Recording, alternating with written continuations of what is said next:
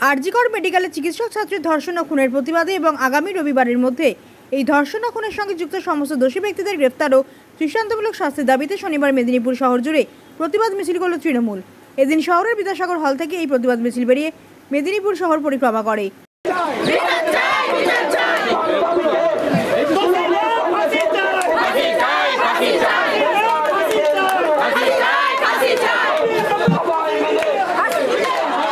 পশ্চিম মেদিনীপুর জেলা তৃণমূল সভাপতি সুজয় হাজরা বলেন, আরজিকরের ঘটনার প্রতিবাদে পাশাপাশি যে সমস্ত রাম বাম শ্যামের জোটের মাধ্যমে তাদের বাংলাকে অশান্ত করার চেষ্টার প্রতিবাদ জানানো হয় এদিনের মিছিল থেকে। আমাদের এই মিছিলের মধ্য দিয়ে অবিলম্বে আমাদের মুখ্যমন্ত্রীর যে দাবি ছিল যে দোষী ব্যক্তি ফাঁসি চায়, আমরা সিবিআই এবং কোর্টের কাছে, কারণ আমাদের মুখ্যমন্ত্রী বলেছিলেন যে ফাস্ট ট্র্যাক কোর্টে বিচারের মধ্য দিয়ে যিনি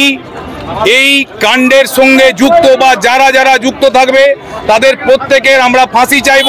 এবং তিনি রবিবার পর্যন্ত ডেডলাইন বেঁধে দিয়েছিলেন যে রবিবারের মধ্যে প্রত্যেক দোষী ব্যক্তিকে গ্রেপ্তার করা হবে এবং তাদের উপযুক্ত শাস্তি দেওয়ার ব্যবস্থা করা হবে।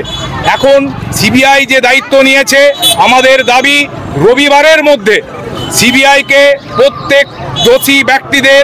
উপযুক্ত শাস্তির ব্যবস্থা করতে হবে। কারণ আমাদের দেখছেন স্লোগান লেখা আছে, মা বোনেরা আমাদের সম্মান, এবং বাংলার মুখ্যমন্ত্রী বাংলায় যে শান্তি রেখেছেন সেই শান্তিকে বিঘ্নিত করার জন্য, বাংলাতে একটা অরাজকতা সৃষ্টি করার জন্য পিছন থেকে মাকুদের দল অর্থাৎ রাম বাম এবং শ্যামের যৌথ প্রচেষ্টায় সারা বাংলাকে অশান্ত করার যে চেষ্টা, তার বিরুদ্ধে